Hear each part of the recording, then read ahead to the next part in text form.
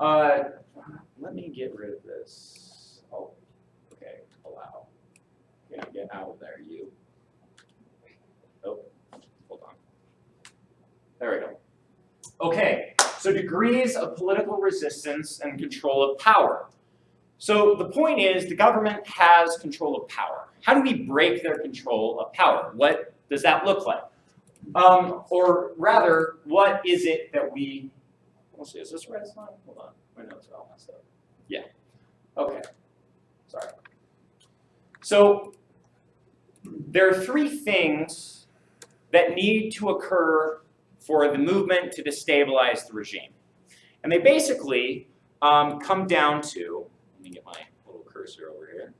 Oh, I'm in the wrong place. That's neat.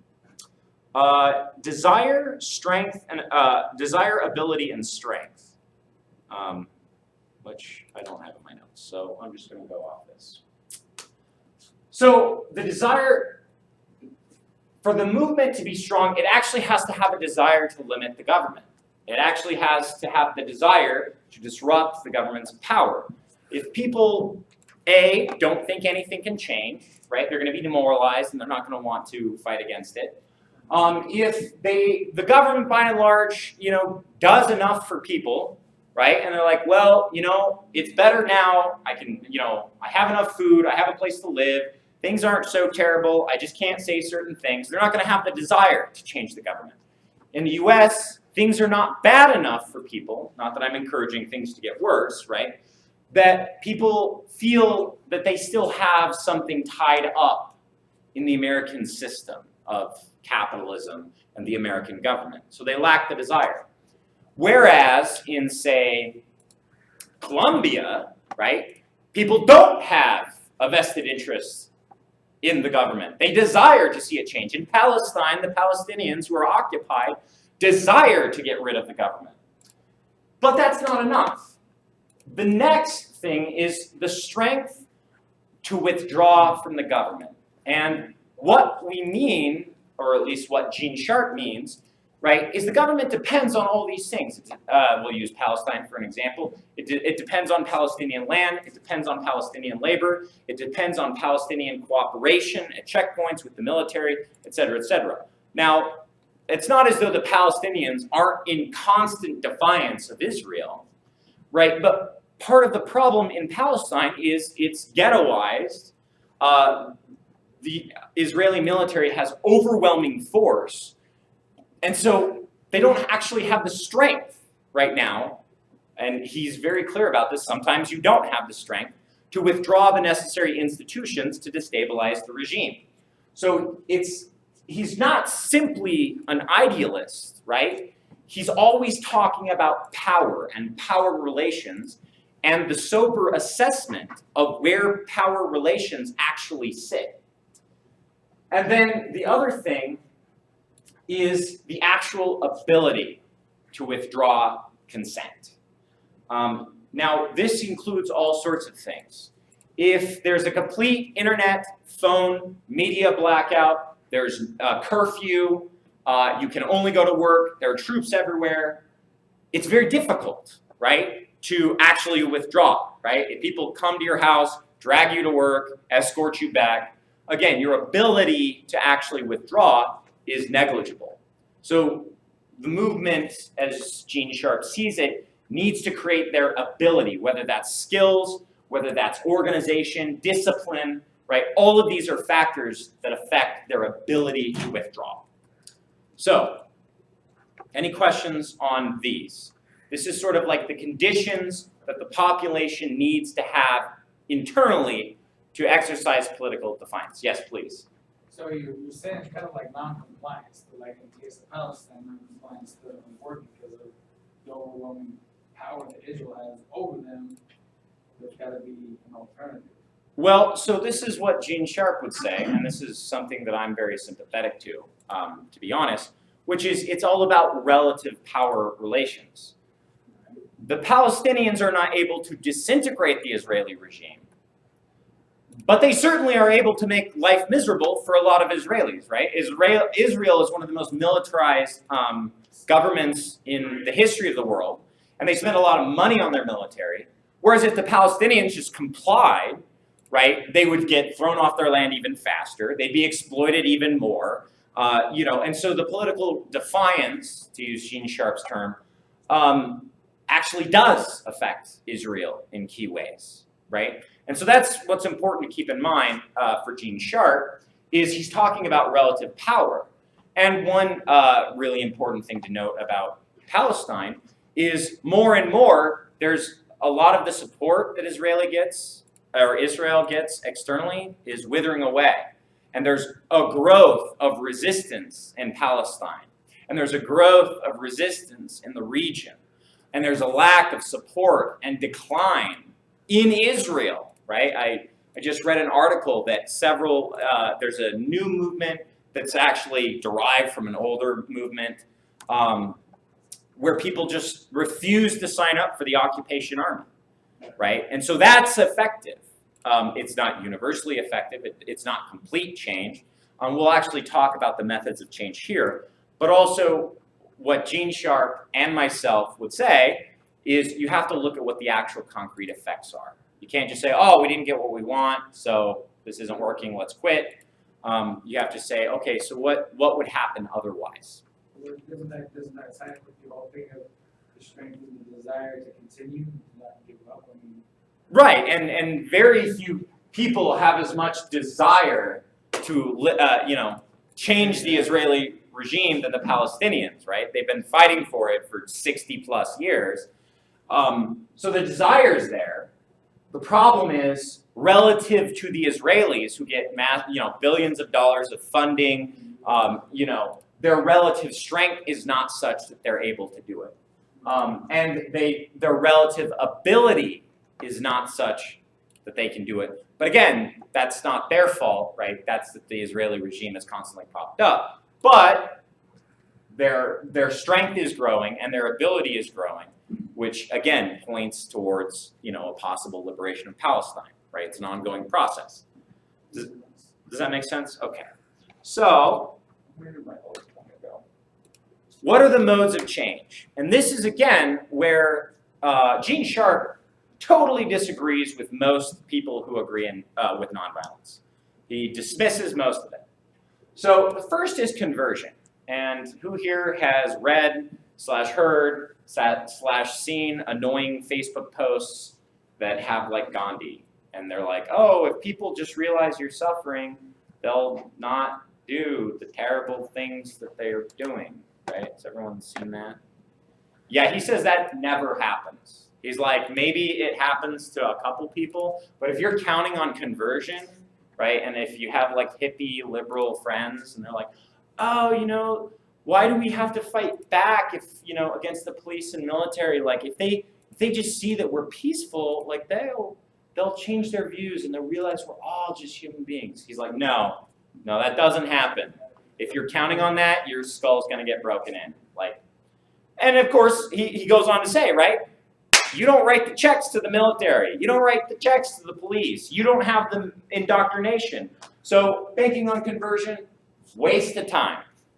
Waste of time. If that's what you think is going to happen, you're out there. You have no idea, no grasp on reality. The next is accommodation. Now, this is interesting theoretically, because what he says is, given the relative strength of the actors, the regime may have an interest in accommodating people. And the example he uses is union negotiations, right? The boss doesn't want to strike. The unions don't want to leave their job. So the relative power, depending on the union and the situation, is such that both want to accommodate. But he actually is against accommodation. And this will actually play a very important role when we start talking about how US imperialism uses this. He says, no, we don't want accommodation. We want the regime to disappear. We don't want it. So we're not going to accommodate it. And if you do accept accommodation, you should be very careful about it because A, it lends legitimacy to a regime that we're trying to delegitimize. 2, it may show to the people that the regime is reasonable, and we don't want them to think that. And then 3, if they start accommodating you, you'll lose some of your focus on what people are, aiming for, which is they'll start aiming for more and more accommodation rather than the disintegration of the regime. So he's very anti-accommodation. What he is for is nonviolent coercion. Now, what does this mean? The concept, and he says this is actually where nonviolent struggles are most successful. You reduce the ability of the regime to react.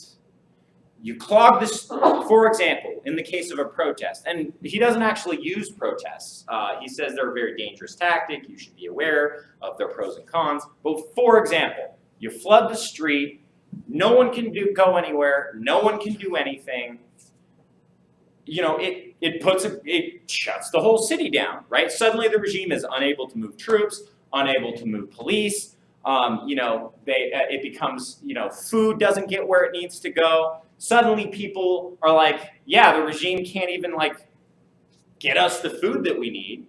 Why am I going to go out and bust some protesters' heads when they can't even pay me, right?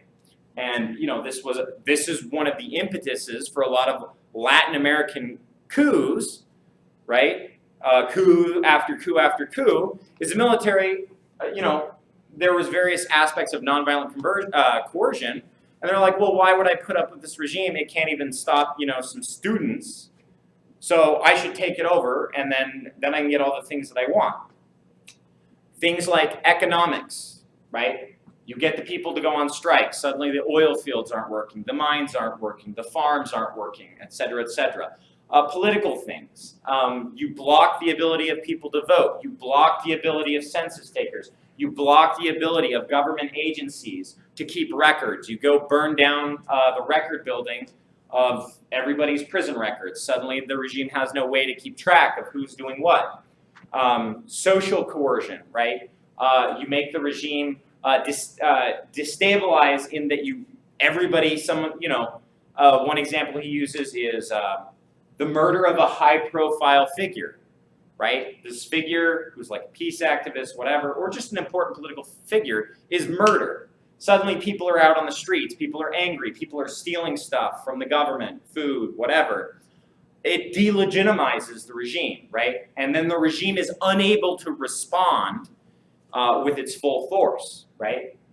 But the ultimate goal, and this is very important, this is very, very important when we move to American imperialism, the ultimate goal is the disintegration of the regime. Now, of course, Gene Sharp tacks on the end, but we have to build these democratic institutions so that after the regime, it's not enough to disintegrate the regime. We have to have a democracy that we put in afterwards. But if one was inclined and one was the US imperialist, you really don't have to put in democratic institutions so that the regime is democratic after. The main goal is to disintegrate the regime, which is to say the regime is no longer able to function politically, socially, economically, and militarily, right? And that's important to keep in mind, especially when we talk about the forms of imperialism. And what I will dub the classic tactic of imperialism, as opposed to, I guess it'd actually be second, because there's colonialism, World War II on, and I'm arguing there's a new set of tactics, which will be the main tactics of imperialism. Let's see what this next slide is. So I'm going to take a brief aside to talk about imperialism. I'd encourage any of you, if you're I'm going to be very brief about this. There's actually a lecture on imperialism on the RSU website. So if you want an in-depth discussion of imperialism, that would be a great resource for you to look up. Of course, I would also recommend Lenin's Imperialism, the Highest Stage of Capitalism. It's a work of political economy that is useful regardless of your political ideology, whether you're anarchist, communist, socialist. It deals with how the economy functions.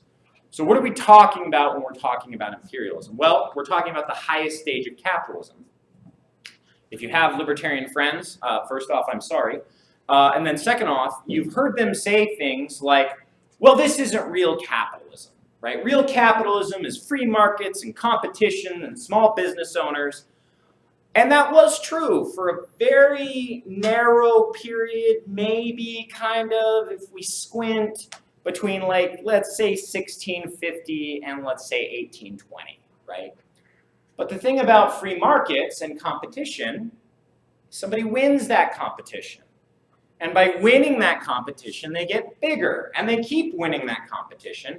And so it goes from small businesses or whatever, if we're pretending the myth was true, regardless of whether the myth is true, suddenly we get large corporations, right? We get large integrated corporations that go from the mine to the railroad tracks, to the smelter, to the steel factory, to the floor, to the building, right? Vertical integration. We get horizontal monopolies. They control all the oil fields. 5 companies control all the oil fields of the world. And then, you get finance, right? They put all their money in banks. Suddenly banks are able to invest in all sorts of things, buy up smaller companies, integrate large chains of finance capital. We can see that Wall Street wields the power in our economy today. But also, and this is a very important point, these imperialist corporations are tied to specific countries. Sure, the US works with the UK and works with the EU and works with Japan, but they're also in competition, right? They work together to dominate the third world, right? Latin America, Africa, most of Asia, but they still want the profits themselves, right? So it's competition on a world scale. Well, we want one, to be in political, economic, and social control of this smaller country, or this weaker country, maybe it's larger. And the way we do that, and the reason why we want that is, one, we want them to take loans from us, right? Finance capital, because then they're paying us money for loans, right? So we're making money on that. Then we want to dictate what they can do with their economy, so they'll buy and sell with us, so we'll make a profit off that. And then third, we want to control them politically so they can't change this, right? And we can see that this is the history of the 20th century, right? Is American, European, and Japanese powers fighting to carve up the world into spheres of influence and dominated nations so that they can extract resources. And in the early part of the 20th century, it was open and brutal. They would just move into a place, they're like, surprise, this is France now, Algeria. Surprise, this is Britain now, India. And again, I'm exaggerating, it was over a longer period. But it was just open and brutal. Well, that didn't work because there were anti-colonial struggles. So after World War II, they go to neo-colonialism. And what they would simply do is they would just replace the political machinery of a nation with their own political machinery. Oh, so you elected a left-leaning president in Central Africa? Well, we'll assassinate Lumumba, and we'll put in our own guys, and we'll just have some death squads, and, now we're in charge. You elected a socialist in Chile? Well, we'll just have the military kill him, and then we'll just use the military to round up anyone we don't like and kill them, right? And so it was a very specific, very politically oriented form of domination, right? The coups were primarily political, and there'd be social aspects. They'd spread anti-communism and stuff like that. But by and large, it had a directly political, if you'll pardon the term, because I usually hate it, top-down imperialism, right? Of just worrying about, the main corporations, the main political leaders, the main generals, and as long as we've got them on our side, people will listen to them, and we can, with a small cabal of elites, we can overthrow a government. So this works. It works extraordinarily, frighteningly well. And if you don't think it works, just look at Latin America that is only barely coming out of this dark age of American imperialism and domination, and it's coming out slowly at that.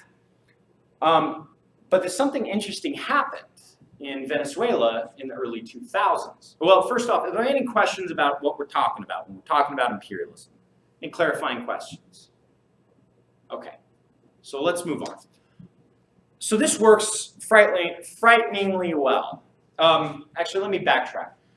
The US would also fight wars. They would fight proxy wars of guerrilla warfare, like the Sandinistas. They would fight against the Sandinistas with the Contras, which were very militarized armies. And they were not very socially popular. But they would buy off enough people, They would provide enough weapons that they could create an insurgency. The Mujahideen in Afghanistan are a great example. They would take foreign fighters, train them, arm them, let them loose, right? It's a very military strategy, a very political strategy. They don't like what a regime. They don't like how its economy is going. Well, then let's invade let's invade Korea.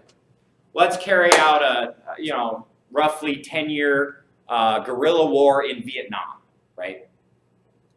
And that started not working so well, so they tried to stay with coups, because that's a lot less costly. So 2 interesting things happen in the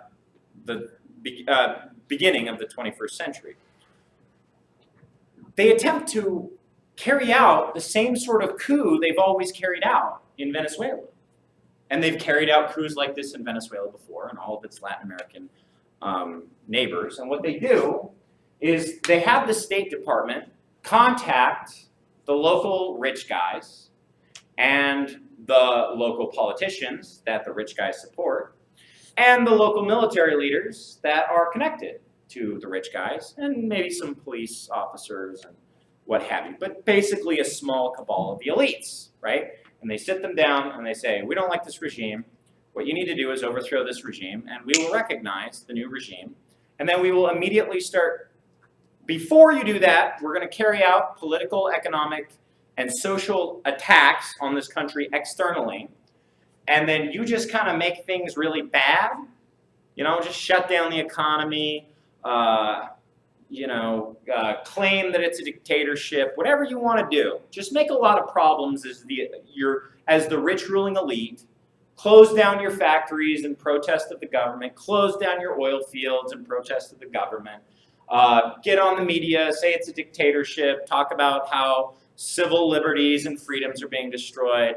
As politicians, denounce it as a dictatorship, say that they're going to kill everybody, whatever you got to do. And then military guys, when the time comes, have your people rise up with the politicians and the business elites, and then we'll declare a new regime. It works every time. It works 95% of the time, every time.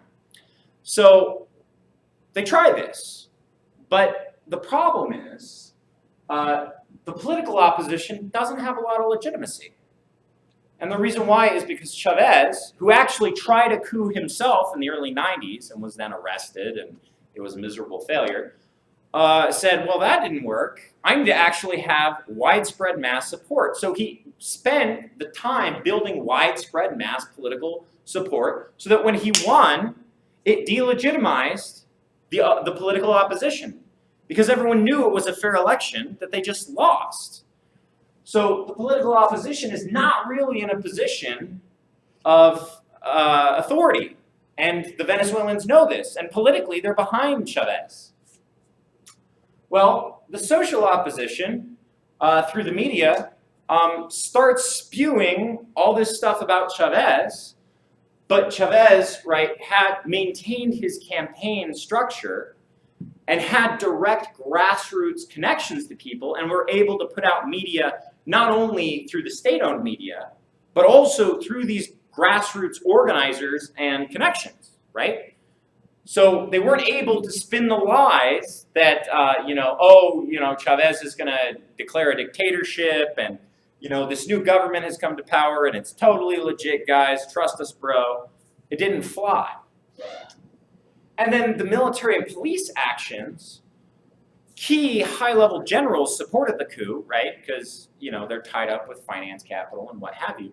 But even Chavez was a military man, right? And so the opposition didn't have hegemony over the military like they frequently did in other Latin American countries.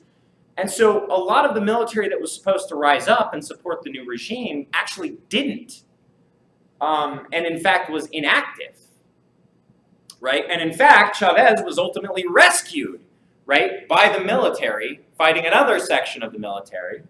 And so, again, they weren't able to secure this because Chavez had entrenched himself in all the social forces possible and had begun making like a material difference in people's lives. So what happens is there's a mobilization of the people. They realize we're not going to put up with this coup, this American-backed coup. So they hit the streets, and the new regime is almost immediately shut down. And then again, we have the military raid to free Chavez. So this just doesn't work. It just doesn't work at all. And it's a spectacular failure. And it's clear the State Department and the US are behind it. But what had worked so frequently in Latin America now was a debacle. And part of the reason why is because the struggle against imperialism and colonialism and neo-colonialism had so taken root in not just Venezuela, but in the people of the world, that they were unhappy and unwilling to allow this sort of action to take place under their nose. Well, and in addition, the US is in decline, and we'll talk a little bit about that. So what is an imperialist to do? Well, now it's time to hit the drawing board. We got to try something new. Whatever we just tried, whatever worked for us for the last 60 years, it's not working now. So let's come up with a new tactic. So that's the sort of political coup side. Well, so what happens militarily, right? American military doctrine set to fight the Soviets. Oh, or is there any questions about the coup, like the structure of that coup, how it's been played from like Guatemala to Venezuela, and why the Venezuelan example is so fundamentally different from all sorts of previous examples? Yes, question. I was asking about the Panama Canal incident with the president for real. Well, I mean, it's again the same sort of thing. It's just a U.S. State Department decides, oh, we don't like this person who isn't falling in line. Let's get rid of him, right? Isn't that the one where the CIA had attempted to assassinate him on a plane flight and it failed? Yeah, but this is the thing, is they were then able to reinstitute control over the canal. So it doesn't require, like they've been trying to kill Fidel Castro for 1,000,000 years, right? And been unsuccessful in that. But the point is, the tactic that failed in Cuba, right, was successful just about everywhere else. Honduras, Guatemala, El Salvador, Chile, Colombia, Argentina, right, Paraguay, Uruguay, Peru, Bolivia, right? So, you're not going to bat, you're not always going to swing 1,000 or 500, Right. But Well, my question is too, is because I know that I was reading in Confessions of an Economic Hitman, who was talking about how he was sent down there working for basically banks, saying, hey, we're going down there to give these countries loans, knowing they would default on them, and then when they would default, they'd say, okay, well, hey, you got to give us the water rights, you got to give us the mineral rights, you got to give us. right, and that's just part of the aspect of imperialism. More related to this sort of intervention, right, and the tactics of imperialism is Chile, right? The Chicago School, which included Milton Friedman, were sent down to Chile, and they said, make their economy scream. So they worked with the banks and the rich elites to basically destroy the economy of Chile to delegitimize, the socialist government there. So they would put their property to be given essentially. Yeah, so they could get what they want. But we're talking, and again, I want to be very specific, we're not out of the age of imperialism. I'm not advocating for, like, the fundamental political economy is different. What I'm saying is there's now a different set of tactics because those sets of tactics have failed. Let's look at another tactic, which is military intervention, which has so frequently been successful. Now, Iraq and Afghanistan kind of fit together, right, as part of the global war on terror. So the U.S. is at military stalemate in Afghanistan. They're not getting what they want out of it. They're not able to secure the country. And historically, going back to World War II, American military policy is to be able to maintain 2 conventional wars at any given time. And the idea is we're fighting the Soviets, we need to be able to fight them in Europe, and then we need to be able to fight them wherever else they are, because communism. But the problem is that's very costly. No other country in the world can do this or wants to do this except for the United States. So what happens? Well, Iraq is defiant. It's constantly been defiant since the first Gulf War. And it's like, F you, the United States. Like, for example, after 9/11, every single country in the world gave its condolences to the United States, except for Iraq. So if we're trying to establish a universal political hegemony, right, with the US at the center, well, you can't have countries saying F you to the United States, right? I mean, we threw sanctions on them. We killed 1 million of their children through starvation. We bombed them back to the Stone Age, and we're funding Kurdish guerrillas. And this Saddam guy still won't quit and collapse. What's up with that? We can't have that. So let's do what we usually do. Let's pull a Grenada. You know, it's a weak country. We'll invade. We'll kill them. It'll be great. We'll install our own corporations. It'll be fantastic. It'll be extra money for us because we're really hurting, because we let our economy go to shit, and we got all these wars. You know, some oil. Come on. Why not?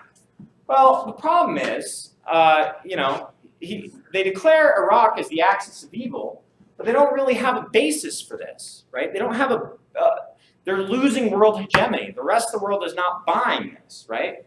They're not buying that Iraq is a hotspot for terrorism and Al-Qaeda.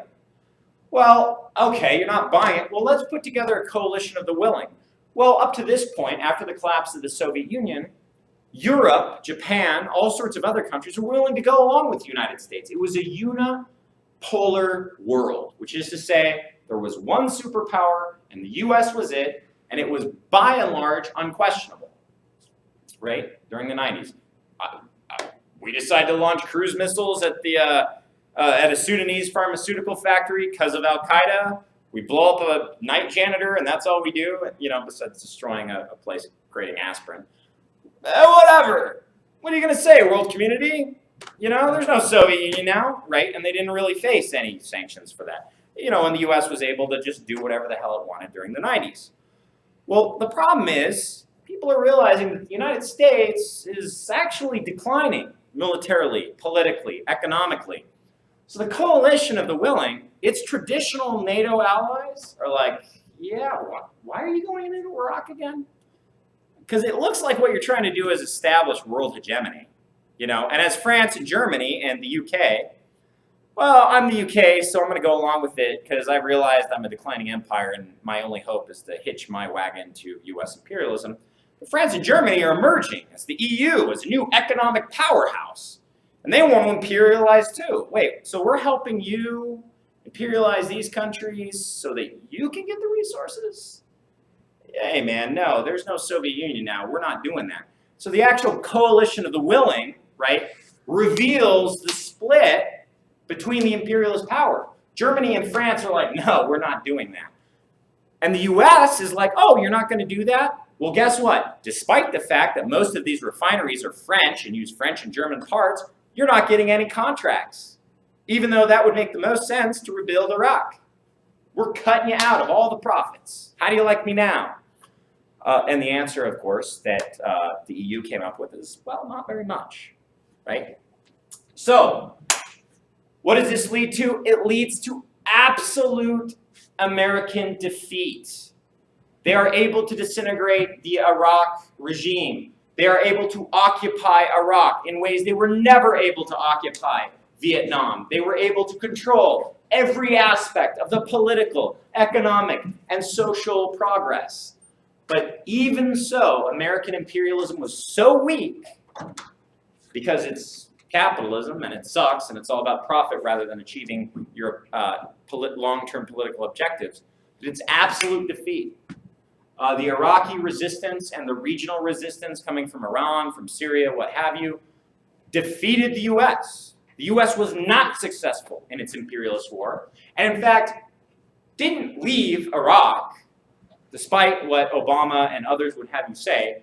They were thrown out, right? Our coups aren't working, our military interventions aren't working. What are we going to do? How are we going to move forward, right? These are the traditional American tactics of imperialism. So now, what do we do? Is there any questions about the nature and structure of the Iraq War? Yeah. Well, I was going to say too, though, I mean, you think a part of that isn't just other countries with U.S. military themselves saying, hey, wait a minute, they realize they were lied to, nothing's enough. I mean, like the IVAW, a lot of them are coming back and saying, hey, you know what, they lied to us, and the AVAW, Afghan Veterans Against the War, like Mike Price, you might have heard of him. Yeah. And he's the one saying, hey, we're over there guarding opium fields, and so we're watching schools and hospitals being burned and being told to stand down. And the point that he made was that we could have the best military in the world, most defensible, equipment, but they're only a weapon if there's people willing to use them. Well, and yes, of course, I would always say nothing but positive things about the IVAW and the AVAW. But here's something to keep in mind about the American population. They're more than happy to go along to war as long as they win, it's successful, and they're able to get things out of it. There was huge resistance among the Vietnam War vets. Why? Because it was completely unsuccessful. No one had any problems with World War II. Retroactively, it was all about democracy and freedom and Japanese imperialism and Nazism and blah, blah, blah. But they're more than willing, and in fact, this is an important example. A ship full of Jews came from Nazi Germany in the 40s before the U.S. had entered the war, and the U.S. sent them back, right? But, it's a big difference. When you enter a war like World War II and you emerge as the world superpower with access to all the world's material, and then you're able to create, and this is literally the term history books use, the affluent society by dominating Latin America and getting all your produce for free by overthrowing Guatemala. Get massive amounts of rubber by installing dictatorships in Brazil, so that everybody can have 2 cars and a nice house and a brand spanking new TV and a hi-fi radio set. Right. But what happens when you fight a couple $1 trillion wars and all you have to show for it are, veterans checks and Medicaid and PTSD? Yeah, and you didn't get any of the oil from Iraq. It's at a lower production than it ever has. You haven't built any major extraction industries, mineral extraction industries in Afghanistan, so you're not getting any profit from any potential mines.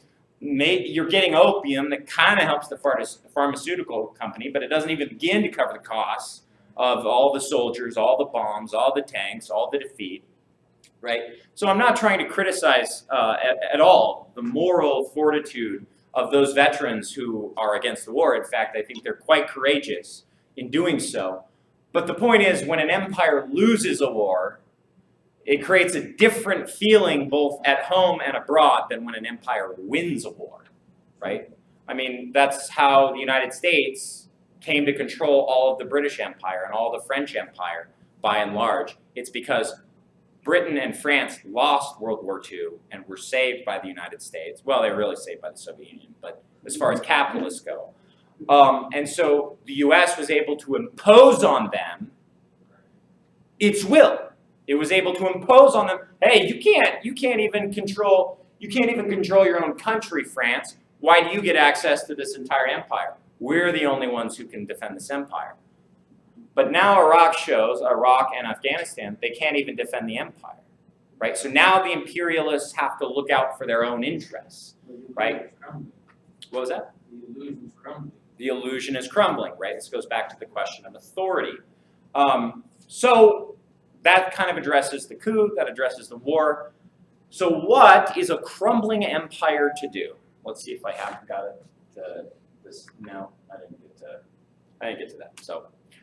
So I'm going to be very brief about that. What they have, actually, I'll go to the main screen so I can just kind of follow along. So what happens is Gene Sharp 1.0. Okay, it's really expensive to fight these wars. It's really expensive to send troops. It's really expensive to send large military interventions. So what can we do? Let's get our most brilliant political analysts to talk about this, think about this. What are they teaching in political science about how to destabilize regimes? Well, there's this interesting guy, Gene Sharp, who writes about how to destabilize regimes. Well, let's give this a try. Let's take all the things he says about independent institutions, dissatisfied governments, And let's start building and funding these institutions to build what he says we should use. So let's target unions, let's target student groups, let's target political parties, let's target social groups, let's target media, and let's funnel money to build, if you'll pardon the term, an imperialist grassroots, right? Isn't that like out of the world though? Subterfuge. Well, but it's more than subterfuge, right? You are literally giving money to people to build not just resistance, but democratic organizations committed to democracy, where the leaders themselves, and function in a relatively democratic fashion, but you have bought off all the leaders. You have bought off all the funding. You control the message.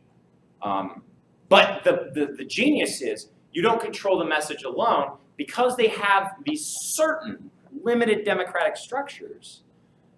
The actual demands of the people can be incorporated into your message, right? So what happens? In 2006 to 2008, what we have is the color revolutions. And what happens in the color revolutions is the US State Department, through its various nefarious NGOs, starts funneling money to democratic oppositional movements. Now, the leadership of these movements are completely pawns. Now, they have their own goals and interests, like to get rich and run the country, but they're willing to sell out their entire country in order to get what they want, right? They don't need to be in power in a strong sense. They're willing to bow to the EU and Germany and France and the UK and the United States, but they want to be in charge. The term for this is comprador, which is a sellout capitalist. It's somebody who's willing to sell out their country, as opposed to, say, a nationalist capitalist who, again, still wants to exploit people through capitalism, but, wants to do it, for them, exploitation begins at home, and they want to be the ones doing it. So they fund these revolutions, and the people in these areas have legitimate concerns. The leader of the Ukraine has a very strong, nearly unitary presidency, where he's able to rule by decree, right? And he's selling off state industries to his buddies, and he's getting rich, and there's all these oligarchs. So what do? Well, you start funding the opposition oligarchs.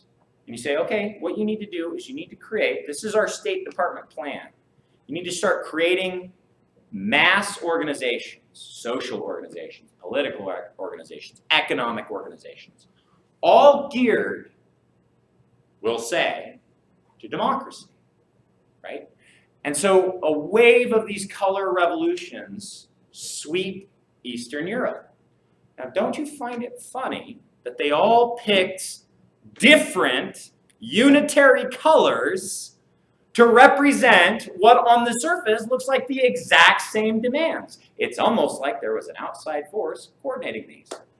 Well, what happens is widespread victory all over Eastern Europe. All these new regimes are elected through protests, strikes, political action. The old regimes are thrown out. The old parties are universally reviled and thrown out. And then the new regime comes into power. And this new regime has been bought and paid for by the State Department. So what is the first thing they do? They start selling off the country as quickly and as fastly as they can to Europe and the UK. Right? Now keep in mind, they use limited democratic forms, right, and empowered the people, just like Gene Sharp said you could do. And then suddenly people are like, well, what the hell is this? This isn't what we voted for. This isn't what we fought for. And literally, within one election cycle, every single one of the color revolutions was defeated. It was voted out in favor of the old regime. Like the president of the Ukraine, Lukashenko, does anyone know how to pronounce this correctly? Should have looked it up on Wikipedia and done the little voice thing. He was the president before the Orange Revolution, and he was hated. And then they got the Orange Revolution of neo-colonial imperialism, and they're like, we like the old guy better. And they voted him back in, right? And this was true across the board. Look at Iran. It just so happened to be the Green Revolution. It just so happened to be the color. It just so happened to use the same tactics. It just so happened to support a neoliberal, democratic imposition of someone willing to sell off the country. Really? But the thing is, these movements were defeated, right? And so this is something that people need to start understanding, that these movements, in one sense, represented the will of the people, in the sense of there are real grievances in these countries. These regimes that are not affiliated and resistant to the United States have real problems that everyday people hate about their regimes, right? So it took legitimate concerns that people have, and then through the methods of Gene Sharp, right, that we've just talked about, delegitimizing the regime, removing the authority, removing human resources. In Venezuela, getting the skilled oil workers to strike, right? You name it, right? They're using all of these tactics to get rid of the regime, but by controlling the leadership, they thought, well, we can control this. And they could. The problem is, they could only control it for 4 years, right? And then people are like, the hell with this, and then voted them out.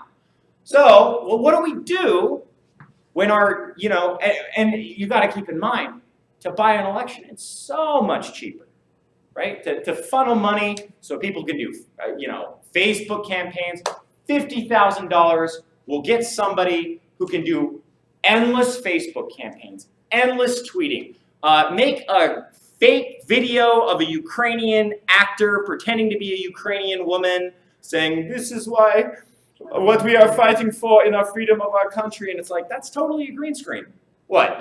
How much does it cost to produce that viral meme? What, $20,000? That's less than like a soldier being in Afghanistan for a week, right? So it's a good return on your investment.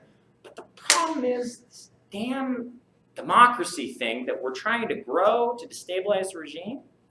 People then realize we're fuckers and they don't want anything to do with us and they vote us out. So what can we do to change that? And this is where we enter our current period, which I have named Gene Sharp 2.0, Gene Sharp Armed. Now, Gene Sharp, for various political and ideological reasons, thinks that violence muddies the issue. And he actually talks about how if there is going to be violent resistance, it needs to be separate as much as it possibly can from the nonviolent resistance. But if I'm the US State Department, why would I care about that? Why is it important to me that the protesters maintain the moral authority and nonviolent democratic institutions of resistance so that they can set up a democracy after the regime? Why would I care about that? I don't care about that. And what is the fourth method of change that Gene Sharp talks about? Disintegration. Disintegration is the name of the game. So what works better than funding democratic opposition and then arming them? And actually, before I move on to this topic, again, I'm sorry, I'm a little more off the top. Were there any questions about the color revolutions or Gene Sharp 1.0? Okay. Any, again, criticisms, qualifications, fiery denunciations? All right. So, if I disintegrate the regime, there's a power vacuum, and I'm more able to fill the power vacuum than any other organization. So, what do I need to look at? What do I need to do? I need to look at their authority. I need to look at the human resources. I need to look at the skills and knowledge, intangible factors, material resources, and then the ability of the regime to exercise sanctions. So who becomes the first target of our new style of intervention? Well, Gene Sharp is already happening, whether the protesters know it or not, all throughout the Arab Spring, right? The so-called Arab Spring. They're already adopting these tactics, right? So what if we spread these tactics under our control, not perfectly, right? That's the genius of the Gene Sharp approach. It's never really under our control directly. It only needs to serve its purpose. And what's the purpose? It's to disintegrate the regime. So what if we just dump a bunch of money in people we know we can trust, let them loose in this Arab uprising? So let's look at a regime we don't like in North Africa. Libya has one of the highest standards, or the highest standard of living in Africa. Although Gaddafi hates al-Qaeda enough, he's willing to work with us to defeat al-Qaeda. We don't like that he's willing to pursue an independent foreign policy. We don't like the fact that he funds the African Union, which allows Africa to have some level of self-determination. He's not selling oil to us at the prices we want. And also our European allies will get behind this because, despite their somewhat chummy attitude, Italy is tired of African immigrants, and is tired of Gaddafi, negotiating with them. We don't want anything to do with that. So let's look at this regime. So let's take the tactics of the Arab Spring, which are Gene Sharp, and let's put them in Libya. And the second the regime responds with any repression, let's get the weapons flowing, right? And so there were legitimate grievances in Libya, right? It's just like everywhere else in the world except for China, right? There's a huge economic downturn that is making it harder for all regimes everywhere to provide materially. There's a huge housing crisis. There are certain restrictions on free speech.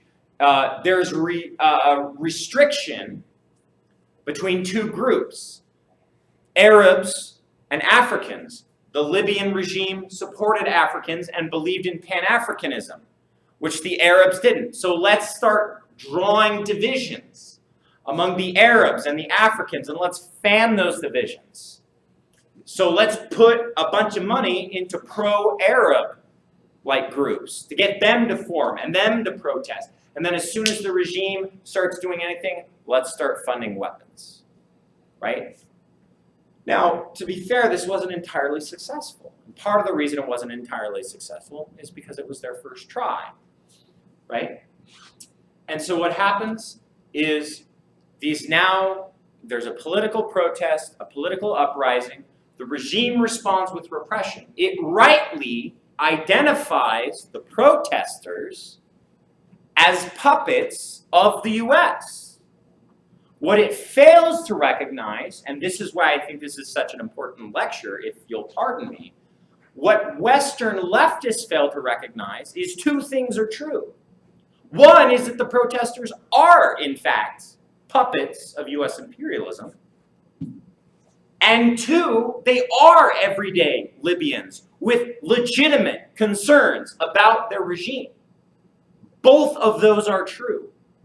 And not only that, the US has chosen a new set of tactics from Gene Sharp, or rather that Gene Sharp represents, that purposefully muddy the ability to distinguish between the open, brazen tools of US imperialism and the well-meaning, honest, working class people of Libya who want to see, right, just a better life.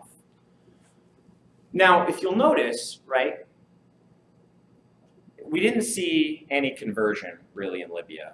That people were like, oh yeah, I totally want to join these Arabs who hate Africans, right? Like it was a life and death struggle. But this is really important, right? If the problem was that were real concrete demands, and Libya had the highest standard of living of all of Africa, why was there no accommodation on the part of the opposition to Gaddafi, right? In almost every revolutionary struggle, in almost every reform struggle, in the United States, in Europe, in UK, The reformers and the revolutionaries are willing to make accommodations to get what they want. Everyday working people do not want bloodshed, do not want a civil war. They want their real material demands met. And yet there was no discussion of accommodation with Gaddafi, right? And in fact, when Gaddafi offered accommodation, the opposition was no, absolutely not. Not in any way, shape, and form. When they were pushed almost completely out of the country, and we're down to like one city, because again, Gaddafi had the military force. He had a broad, not universal, but broad support, including his own ethnically Berberized Africans, right? And had a majority support, not an overwhelming majority support, but the majority of the opposition were Eastern Arabs, whereas he had the support of almost all the immigrants, all the refugees, all the Berberized Libyans. Why was there no question of accommodation? And the reason why is because ultimately the leadership of these opposition movements were US tools. Well, the US realized that their forces were going to be defeated. So what happened? Suddenly airstrikes, right? Bombing, more weapons, airstrikes, et cetera, But the important thing to keep in mind is they never really had to put too many boots on the ground. Just a few CIA agents here, a few special operations for special ops forces there, and those really only provided skills and knowledge, right? And you know, $50,000 a year for a CIA operative, or you know, a high level, right? We really care about this. $90,000 a year for a CIA operative, maybe some hazard pay for the special ops. Much cheaper to send 100 people to the country because we're not looking to control it. The old coups, we needed the power elite to overthrow the government and install a stable regime. But we don't need that now, right? We can't achieve that now. We're not strong enough. So what do we want? We want the disintegration of the regime. That is our goal. And what you'll notice is it happened effectively. And even now, Libya is disintegrated, right? But US corporations can wheel and deal with different groups and pit them against each other to, by and large, get what they want. And there's certainly blowback, right? The murder of the ambassador and the few troops at the embassy. But really, what's the cost of an ambassador compared to the cost we paid in Iraq, Afghanistan? And it's such a wild frontier. But, you know, we get Blackwater to surround our refineries, and that's really all we need. Look at Syria, right? Fan ethnic hatred, fan division. We don't need to control who comes to power, right? And we see this. In Libya, Al-Qaeda became one of the strongest factions. And Islamic law is now being instituted in Libya. But there's still the green opposition loyal to Gaddafi and his memory, who are still fighting. So what do we care about, right? This Islamic law being instituted. As long as the regime's disintegrated, we can pick it apart and get what we want.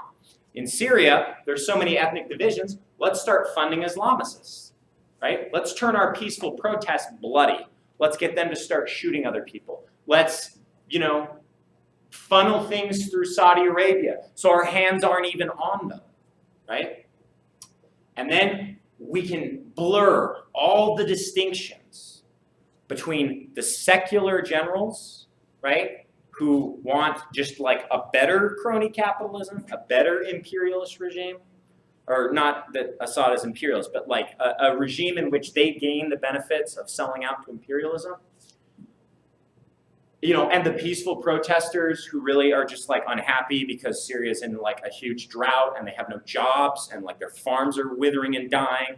And, you know, Assad is sending money to support the Palestinian resistance, right? Let's blur those with our open bought and sold agents and with Islamicists and with other sectarian forces. And let's create as much division as possible to disintegrate the country. Again, here, Assad was strong enough and was a binding secular force that he was able to maintain power, and the US had to almost resort, right, to the airstrike policy, the special ops policy. and only didn't, and didn't do so because of, internal resistance in the United States to the Syrian war, and also Russian warships off the coast of Syria, right? But once again, you'll notice Assad is willing to accommodate. Assad is willing to have elections. Assad is willing to unilaterally declare ceasefires. Assad is willing to have UN inspectors come look at the alleged chemical attack. Assad is willing to meet in Geneva, to discuss a peace process and a peace plan. But who is not willing to accommodate? Once again, it's the opposition. Because the opposition, for whatever legitimate concerns are there, are ultimately led by US imperialists. And now we arrive at Ukraine. Again, the government previous was odious. It was autocratic. It was dictatorial. It was selling off the country. It did not satisfy the needs of the people. It was still better than the pro-imperialist regime that was elected in the Orange Revolution. But there's a lot of ethnic minorities in Ukraine. And there's, a lot of unhappy people with the economic situation. So let's start pitting ethnic minority against ethnic minority.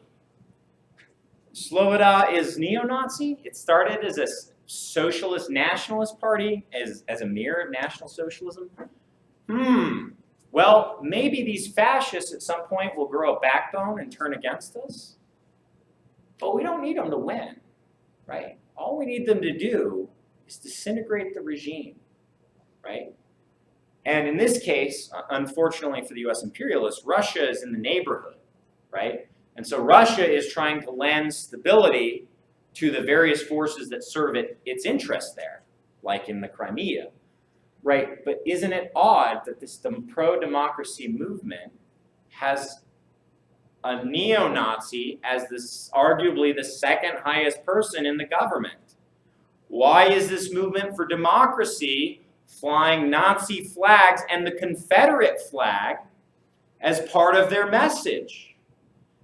Right? Where did all these weapons come from when the military and the police, for various reasons, they're bought off, whatever, ethnic reasons, are loyal to the regime? How did all these weapons get here?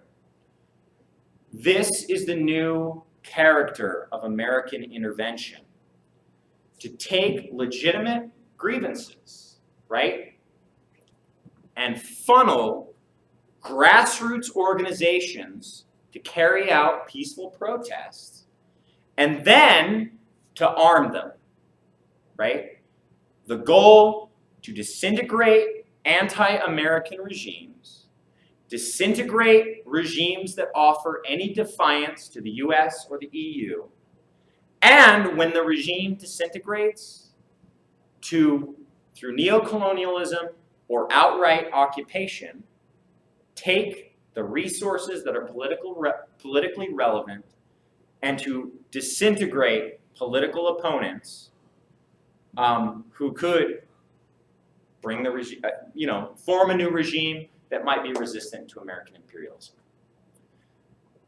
Now, what does this mean for us? What this means is we need to be aware of the new tactics of imperialism. That should be 21st century. That's embarrassing.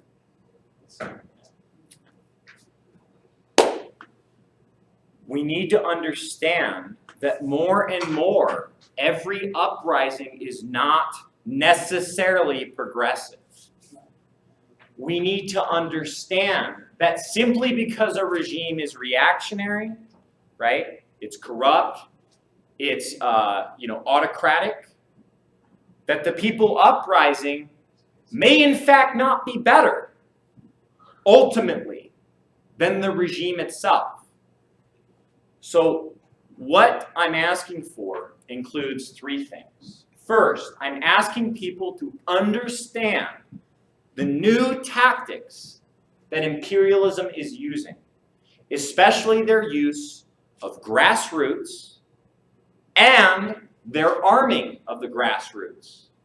To understand this is a clear, definite tactic.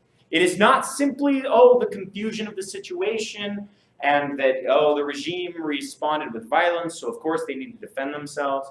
This is a clear, obvious tactic. Libya, Syria, Ukraine.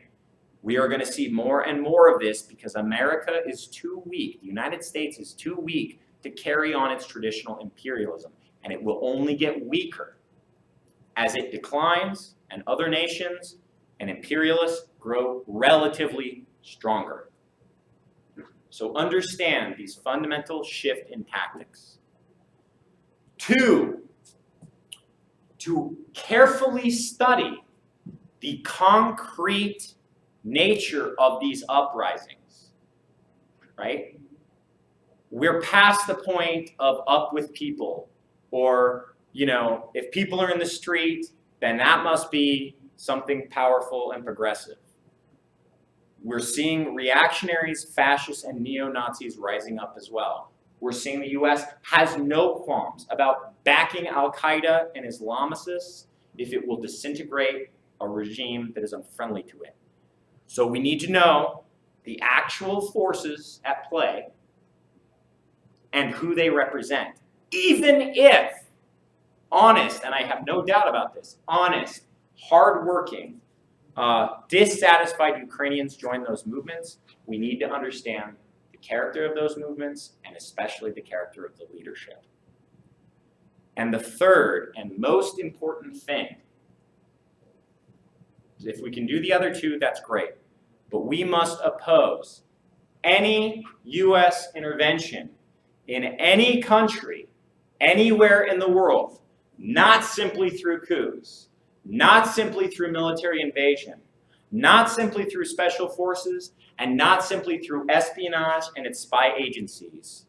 We must also oppose the political use of American money, all American money, to influence, control, degrade, or otherwise alter the democratic or undemocratic process, the political process of any regime in the world. And that needs to be the new baseline of anti-imperialism. So that if any uprising occurs, the immediate call should not be down with the regime and support the rebels. It should be hands off Ukraine, hands off Venezuela, hands off Libya, hands off Syria. Before we have any imaginary ideas about what glorious new revolution will be swept into power, we need to understand that with these new tactics, what just 20 years ago would have looked like a wonderful uprising of the people against a dictatorial regime is now the new face of American imperialism. And I think it's absolutely vital for leftists, socialists, progressives, and the anti-war movement to understand this distinction. And that's what I got for you. So.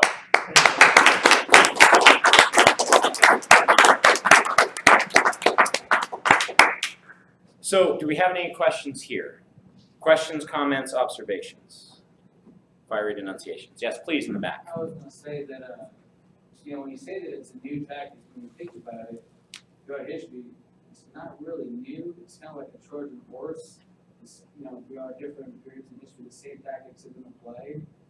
And so I'm thinking, I don't really know how to phrase it other than there's nothing new under the sun, Everything's happened before and happened again. So how do you really resist that when people are so complacent and comfortable with what things are and trying to explain, say, look, this has happened before, it's going to happen again. Well, okay, so there's a couple questions I'd like to ask you. So just if you could humor me and give me examples. Could you please give me an example where an imperialist power supported widespread political, grassroots, democratic movements as a way of destabilizing a regime? That's kind of what I'm saying. Like, yes, imperialist powers have always, intervened in the internal affairs of other countries. What is it like Greece? Kind of like Greece is that. Do you mean like current Greece? No. Like ancient Greece? Yeah. I mean, current Greece, I'm not, like I said, I think it kind of fits with what you're saying here, but. Well, so let's just put that aside and say, well, perhaps there's nothing new under the sun.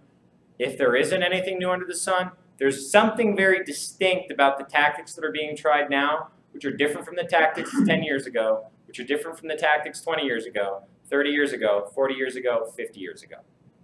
So maybe these tactics have been tried or not. I would maintain they have not for various reasons. Not exact. Right, but nevertheless, these very specific tactics with very specific features are what they're doing now. So whether it happened before or didn't happen before, right, that's what I'm claiming. The second thing is, when we're talking about people being complacent, I don't actually think that's the problem here. And I think the problem is much more insidious. I think it's much more nefarious. And I think it's much more complex. The problem is not that people are complacent. The problem is the imperialists are now trying to use the very lack of complacency, the desire for change, the desire for a better life, the desire for freedom, the desire for liberation to undermine the actual interests of the people. Right? If everybody was complacent in the Ukraine, a bunch of neo-Nazis would have tried the shit that they tried and we got our ass beat by the cops. Right? The problem in the Ukraine is there is a real desire for liberation that is then being exploited by the imperialists to get what they want. Now, what would I say to the average person on the street in Ukraine? Well, that's not my place to say. It's not my place to tell people in Ukraine what to do. If you are left-leaning, and we see this, plenty of people who are left-leaning or left-wing originally joined the protests, and some denounced the protests from the beginning, which is fine, but then some left, right? You'd think that beating the shit out of cops and burning stuff would be like right up the anarchist alley, but a bunch of anarchists in Ukraine are like, we don't support any of this shit. These guys are fascists. Our job is to go out there and stomp them out, right? So I don't presume to have the level of national chauvinism to tell people in their country how they should deal with an odious regime. Right.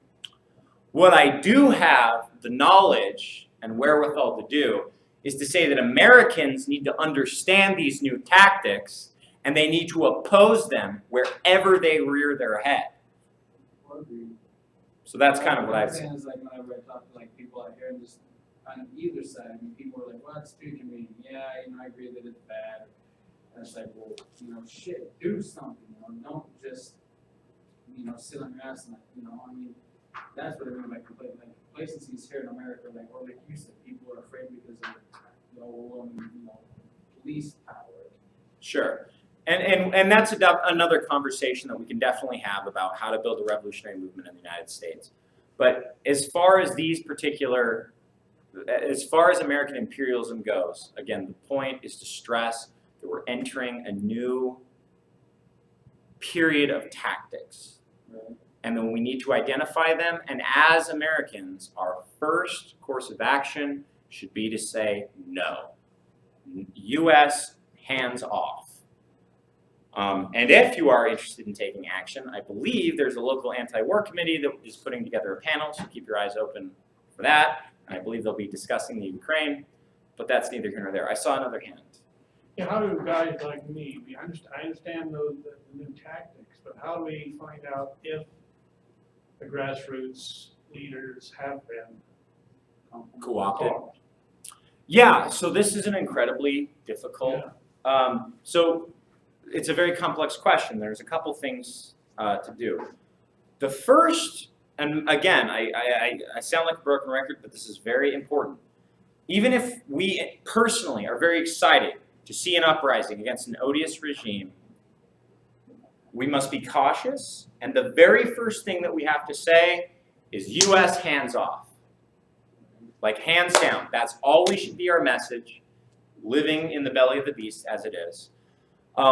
And it's perfectly fine to discuss, with friends over coffee, et cetera, the various relations, revolutionary optimism about what you see happening, about a terrible regime falling. But politically, what we say to people must always be U.S. hands off.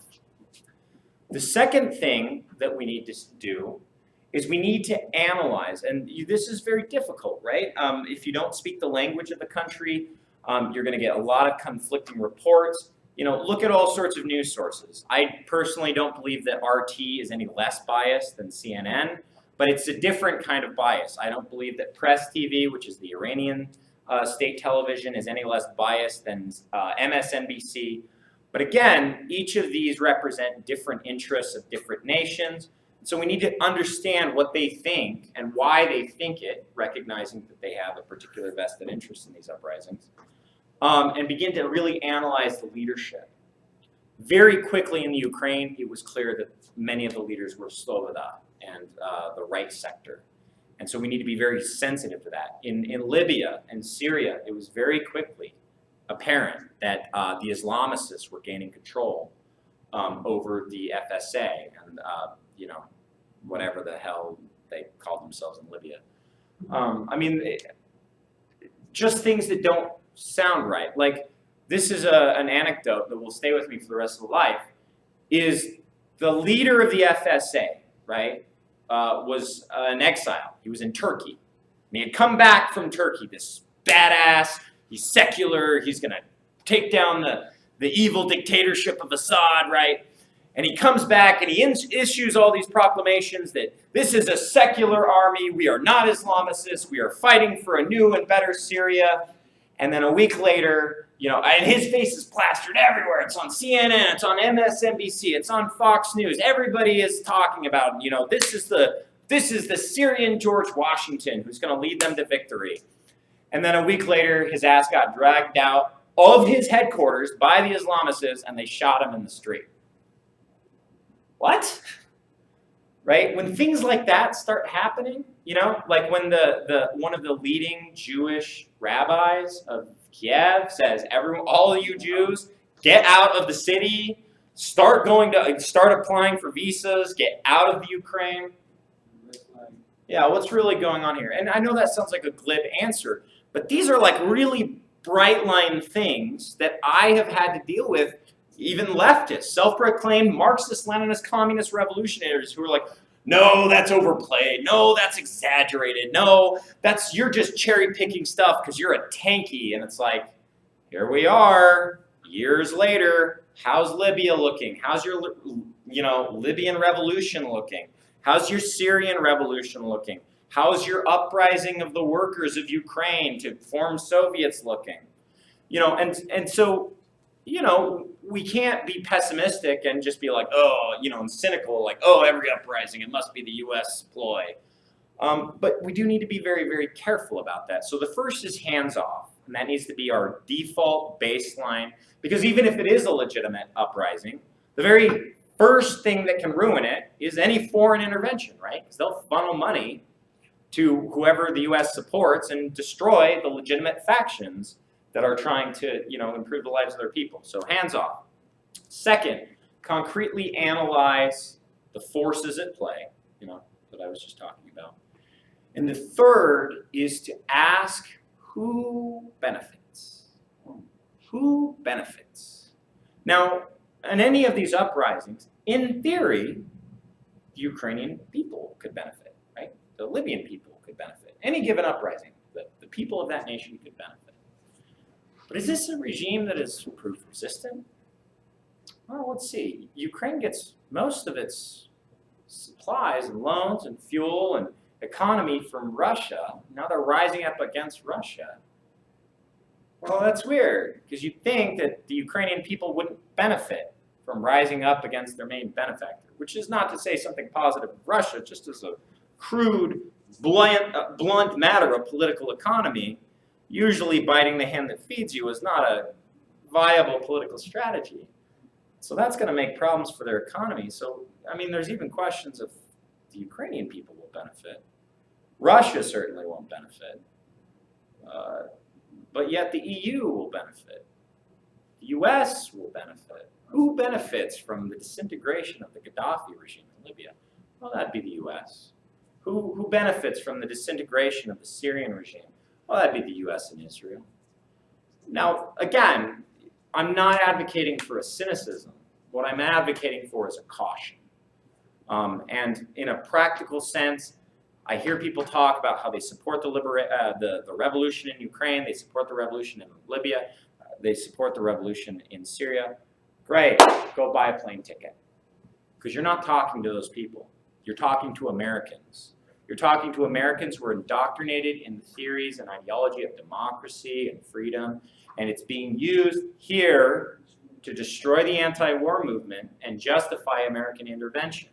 Even if you do believe there is a humanitarian crisis in Libya and Syria and Ukraine and anywhere else in the world, US intervention never makes it better.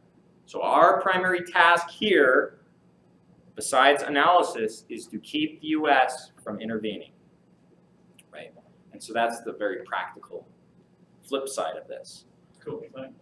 Yeah, I hope that answers that. Yes, please. So a question from Greg Murray. He asks quickly, do these revolutions that Greg is describing have to be planned out from the beginning by U.S. or whoever, whatever external powers are planning it, or do they just jump in sort of ad hoc and co-opt legitimate protests and stuff like that? Well, and that's a perennial question. It really depends, right? They're going to try. If a legitimate uprising occurs, they're going to try and jump in, right? But a lot of these are planned, right? Like, ask yourself, like for example, in Syria, because of global warming, Syria is undergoing one of the worst droughts it's ever had, just in the last decade. It's been like a decade-long drought. Libya has been suffering from the world economy and has had a housing problem for a really long time because they give free housing to their citizens and to immigrants, right? And that's why there's this huge anti-immigrant background. So in those cases, I very much think it was the US jumped in. They already had plans for disintegrating the regime. They saw their opportunity and they took it. But the infrastructure in Ukraine has already been built. The State Department has been building that infrastructure for the last 10 years. And they're just using it. They're using what they built in Gene Sharp 2.0 or 1.0 to carry out the violent disintegration of the regime in Gene Sharp 2.0. And this is something, I want to stress, this is their new tactics, right? In Libya and Syria, they learned the lesson, if we don't have the infrastructure, it's not going to work. We're not going to get what we want. But in Ukraine, they had the infrastructure, and how quickly literal fascists and neo-Nazis came to power. It's because they already had an established plan, they already had an established infrastructure, and I'll show again they're undermining a progressive regime. How long was it from the death of Chavez to the protests in Venezuela that then became everywhere? And not only became everywhere, have started being armed, right? It was immediate. It was like a week. A week went from opposition leader denounces Moderno, who won the Democratic election, to violent protests in the street. Why? Because they already had the established infrastructure. So what they're trying to do is they know they can't pull a coup in the way they traditionally did it. So what they're trying to do is build a grassroots movement. The reason they're not able to do that in Venezuela, and in fact it's working oppositely, because they're trying to build this armed grassroots movement. And in fact, many of the opposition leaders in Venezuela say this protest are actually against the protests, right? So they thought it would split the Venezuelan people, like they were able to do in Syria. But because the Venezuelan government actually has the support of the people, you're seeing in Venezuela the split between the American puppets who are like, we need to be out in the streets, and and are now starting to shoot and murder Chavistas, and like the actual organic, however shitty it is, right, democratic grassroots resistance to Chavez, which are like, no, this is not what we want, we're not supporting you, right? But the point is, in that case, they already had the built infrastructure, right? And so what we're going to see now is we're going to see the U.S. try and build this infrastructure so that they can utilize it. If that helps. There was another question that I really like this question. He phrased it more specifically, but I'm going to give it a little more general. He asks if you think that that the U.S. utilizes this tactic domestically. He points out like the Tea Party as a possible domestic version of these co-opted grassroots movement, but I think a more general analysis would be more proper, maybe. Well, so this is the thing. This is the problem with the Tea Party. The first part of the problem of the Tea Party is they're a media creation. They're actually not very grassroots. And the insurgency of the Tea Party is basically isolated to pushing right-wing Republicans further right. And actually in the most recent election, it's ironically kind of more like Ukraine. A bunch of Republicans, like the Tea Party candidates in the most recent elections, just got stomped. Just stomped because people like elected these Tea Party people because they're like, yeah, screw these, Republican in name only, these rhinos. And then they got what they voted for, and they're like, whoa, I can't believe I voted for this. I'm a moron, right? And you'll notice the function that the Tea Party serves is actually to help disintegrate the Republican Party. Now, as a matter of fact, I think we might in the near future, I don't know why this is freaking out, but whatever. I think we might see in the near future the U.S. supporting like racist groups, implicitly. It's not a secret that a lot of the veterans that come back, or I just saw an article, the LAPD has been infiltrated by neo-Nazis. The U.S. government knows this. Internal Affairs in Los Angeles knows this. But they allow it, right, as a way of controlling these sort of institutions. So it doesn't really work in the same dynamic locally, right, domestically. The way that the U.S. Engages in this sort of internal imperialism and disruption is through things like stand your ground, right? And so it doesn't really do that kind of grassrootsy thing. But again, right, this is how fascism arises. And I'm not saying the U.S. is fascist, and I'm not even particularly saying we're headed towards fascism. It's just a slightly more authoritarian form of liberal democracy, which was always pretty authoritarian to begin with. So no, I don't see that. I'm receptive to people making those arguments, but I'd have to see a lot of evidence for it, which I just don't see. So any other questions? Comments, fiery denunciations? All right. Well, I really like to thank you for joining. I really hope that this presentation is useful for people, especially, again, moving forward. These are the tactics we're going to see. We're not going to see the traditional U.S. tactics. So just be aware of it. Again, analysis, who does it benefit, and above all, U.S. hands off the world. And that is the founding bottom level of anti-imperialism that I would encourage all of you to adopt. So thank you very much.